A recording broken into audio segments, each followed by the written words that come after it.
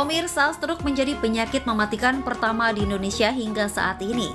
Setiap tahunnya penyakit ini menyumbang sebanyak 21% kematian yang terjadi akibat stroke.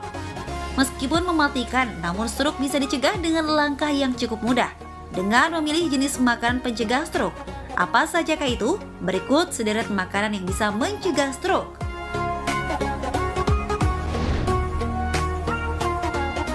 Pertama ada ikan. Ikan laut yang memiliki lemak baik bahkan mengandung omega 3 yang tinggi masuk dalam kategori makanan pencegah stroke.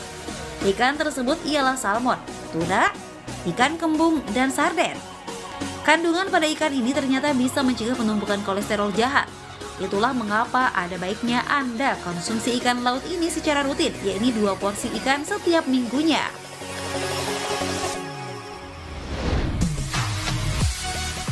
Selanjutnya ada buah alpukat. Buah ini baik dikonsumsi oleh siapa saja termasuk anak bayi.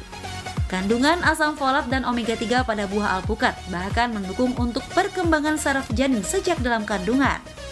Itulah sebabnya alpukat juga baik dikonsumsi untuk mencegah penyakit stroke. Selain itu, kandungan vitamin E pada buah ini juga bisa menurunkan risiko gangguan pembuluh darah hingga 40%, termasuk serangan jantung dan stroke.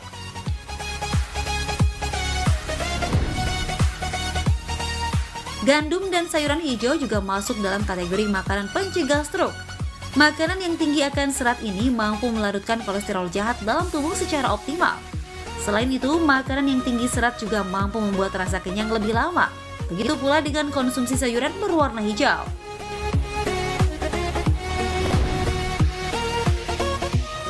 Terakhir ada jambu biji. Pentingnya asupan vitamin C untuk tubuh kita guna menangkal radikal bebas.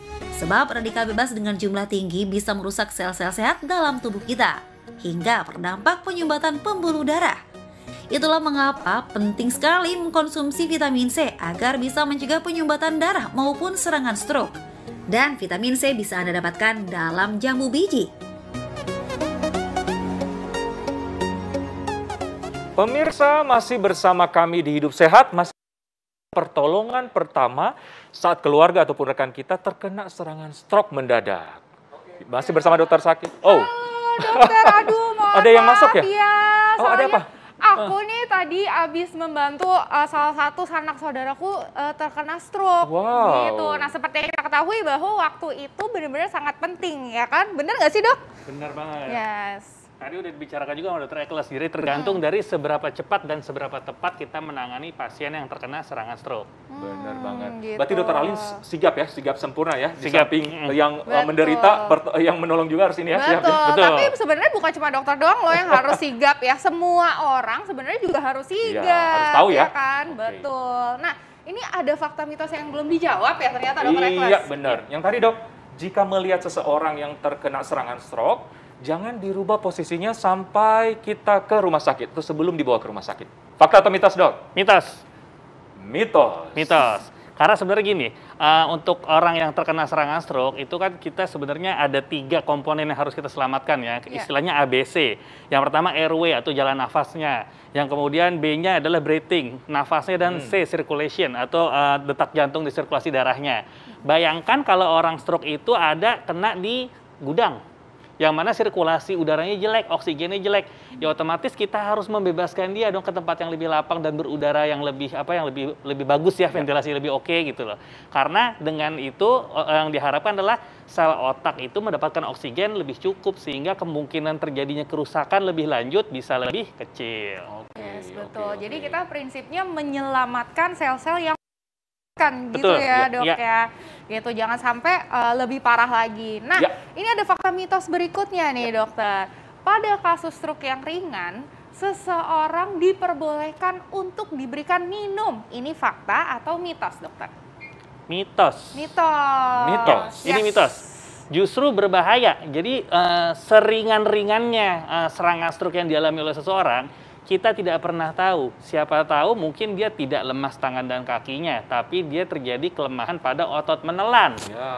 Kalau otot menelannya bermasalah, dia masukin minuman, dia akan masuk ke paru. Masih mending kalau air putih. Tapi kadang di negeri kita ini sakit sedikit apapun dikasih Teh manis. hangat manis. Betul. Kalau teh masuk ke dalam paru, kemungkinan terjadi radang paru sangat besar. Bisa jadi orangnya justru berbahaya bukan karena stroke-nya ringan. Tapi radang parunya yang membuat dia lebih berbahaya. Iya, justru ya. Karena tadi tuh banyak banget tuh dok yang panik gitu kan, begitu ada stroke gitu, ada yang stroke, terus panik langsung kasih teh manis, teh manis gitu. Minum nggak boleh pokoknya ya, nggak boleh minum. Betul, ya pokoknya nggak boleh. Jadi nggak semua orang yang tidak sadar gitu, itu tuh karena kekurangan gula ya dok ya. Betul. Ya, salah satunya adalah stroke. Yes. Gimana, Lin? Tadi ada yang rusuh pada saat apa nih? Pada saat penanganan ini, stroke tadi apa tuh? Iya, betul. Karena ada juga yang pengen nusukin jarum juga, dok. Oh iya tuh. Yes, nusukin jarum juga ke daun telinga. Sering tuh didengar dok. Gitu. Gimana Nah, tuh? itu tuh banyak juga dok katanya, karena katanya mereka dengar. Banyak juga dok katanya, karena katanya mereka dengarnya. Katanya itu bisa dok, katanya kalau misalnya untuk mengatasi stroke itu ditusuk jarum di daun telinga. Nah, itu tuh fakta atau mitos tuh dok? Kalau saya nggak sebut mitos atau fakta ya, saya sebutnya adalah sesat. Oh, sesat. Jadi lebih parah dari mitos. Daripada mitos. Iya, lebih parah daripada mitos. Karena prinsipnya ini mayoritas stroke itu terjadi karena sumbatan ya, 85%. Sumbatannya ada di otak ya. Pertanyaannya, kenapa kita harus menusuk di jari dan ini nggak ada hubungannya? Dan ini akan membuat penanganan ke rumah sakitnya jauh lebih lambat. Karena terapi stroke yang paling benar adalah bawa segera ke rumah sakit. Semakin cepat, semakin kemungkinan sembuhnya lebih besar. Jadi waktu sangat menentukan ya? Sangat menentukan. Betul, gitu. Nah, selanjutnya dok? Menangani, nah ini dok, fakta mitos selanjutnya dok. Menangani seseorang yang lagi terkena stroke tidak boleh panik. Karena membuat membuat penderita itu semakin panik. Jadi soal kepanikan nih dok, fakta atau mitos? Ya itu fakta ya. Sebenarnya dalam kita menangani apapun, mau itu stroke, mau anak demam atau apapun, sebaiknya memang kita tidak panik. Karena kalau kita panik, akan lebih cenderung tidak rasional dan mungkin hal-hal yang membahayakan malah kita kerjakan. Belum lagi si pasiennya itu akan melihat kita panik, dia nggak kalah panik loh. Ya kan? Setuju banget dok. Betul. Ya. Nah dok, ini selain waktu, terus juga hal-hal yang tidak boleh. Nah ini penting banget nih untuk masyarakat, bukan cuma kita doang sebagai tenaga medis, untuk tahu nih, pertolongan pertama pada orang-orang yang terkena stroke. Apa yang harus kita lakukan nih orang-orang sekitarnya? Nah itu penting banget tuh dok. Gimana tuh dok step-stepnya? Satu, jangan panik gitu ya. Yang pertama, kita kenali dulu ini adalah serangan stroke. Ya kan? Dengan gejala yang tadi saya sudah sebutkan oleh Dr. Eklas di depan. Kemudian yang kedua adalah segera bawa ke rumah sakit. Terutama rumah sakit yang memiliki fasilitas lengkap ya.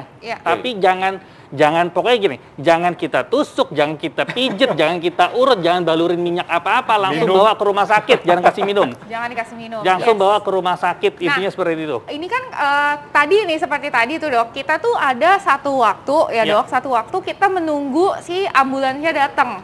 Gitu. Nah itu tuh di saat-saat waktu seperti itu ada nggak sih waktu hal-hal yang bisa kita lakukan nih dok? Pasiennya jangan dirubung, jangan dikerumunin. Sirkulasinya ya. Udaranya jadi rebut-rebutan kan. Jangan dikerumunin. Kemudian yang kedua, kalau memang dia memakai pakaiannya agak ketat, kancingnya tolong dilonggarin. Kalau memang kita punya tabung oksigen atau oksigen yang portable, boleh diberikan. Tapi paralel sambil orang lain atau kita sambil menelpon ambulan atau menyiapkan kendaraan untuk langsung bawa ke rumah sakit terdekat dan usahakan juga yang cukup lengkap.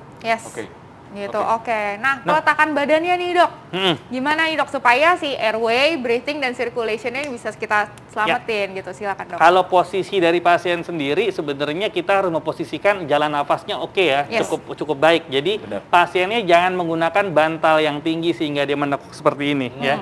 Tapi harus lebih baik kita ratakan ya kan. 180 derajat. Ya betul. Tapi kalau pasiennya ada misalnya tidak sadar atau mulai-mulai agak-agak ngelindur, mulai-mulai nggak sadar, lebih baik kita posisikan agak miring. Kenapa miring? Ya kita agak miring. Oh dimiringin? Dimiringkan pasiennya. Kenapa? Supaya seandainya kita nggak ngerti kan apakah stroke ini perdarahan atau sumbatan. Kalau stroke perdarahan atau itu dia akan menyebabkan tekanan di kepalanya tinggi dan akan memicu muntah. Kalau muntah dalam posisi terlentang dan nggak sadar kan bahaya banget. Iya, Tapi bahaya kalau bisa masuk ke paru-paru. masuk, mundur lagi Iya, kan. mundur lagi. Tapi kalau kita posisikan miring, maka diusahakan muntahnya itu akan ngalir keluar sehingga tidak tertelan dan masuk ke paru-paru. Betul, gitu ya. Nah, ciri-cirinya nih dok, kalau misalnya keluarga kita terkena stroke, gitu. Nah, itu mungkin bisa di-highlight lagi nih dok. Jatuh, ya nggak semua jatuh itu stroke ya dok ya. Silakan dok. Jadi yang namanya stroke itu gejalanya kalau di Indonesia kan tadi kita pakai yang internasional pakai FAST tadi ya. Namanya segera. Senyuman. Jadi senyumnya bisa asimetris. Miring ya dok miring. ya. Kemudian gerakannya bisa menjadi lemah ya, atau anggota geraknya menjadi kebas sebelah gitu kan ya. Benar. Terus dia akan harus segera bawa ke rumah sakit ya, dan bicara segera. R-nya adalah bicara.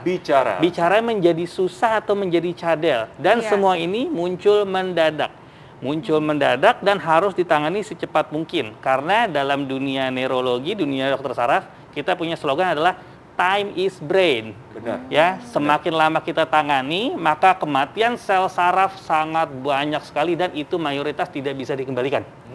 Gitu ya. Artinya pokoknya harus cepat ditangani dan tidak semua orang pingsan, bukan berarti stroke juga ya. Betul. Dan juga berarti dibawanya ke UGD ya dok ya? Ke UGD. Jadi bukan lagi ngantri lagi di poli ya. Itu salah gitu ya. Jadi harus langsung benar-benar ke rumah sakit, ke instalasi gawat darurat. Ya, jadi tidak ada alasan, hari libur tidak ada dokter saraf. Enggak. IGD dokter saraf dihubungi pasti akan ada jawaban dan akan ada instruksi. Ada instruksinya. Benar banget dokter. Ya. Oke, terima kasih dokter. Sama-sama. Oke. Nah, selanjutnya nih, tadi kan kita sudah membahas mengenai penyakit stroke. Ya kan, tentang pertolongan pertama pada penyakit stroke gitu. Nah, selanjutnya kita juga membahas dan mengenali tentang salah satu penyakit juga yang tentunya juga sudah ada di Indonesia sudah sejak lama gitu kan. Dan ini juga penting banget nih untuk masyarakat tahu. Apa tuh? Gitu ya. Apa tuh, Dokter adalah penyakit kanker getah bening. Kanker getah bening. Yes, betul. Dan ternyata ada penyintas yang akan bercerita mengalami kanker getah bening ini. Yes, betul. Ada Aldi Tahir, Bang Aldi nanti. Yes. Kita akan tanya-tanya lebih lanjut ya. Sesaat lagi, tetap di Hidup Sehat.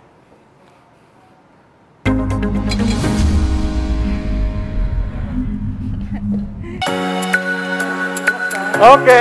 Foto dulu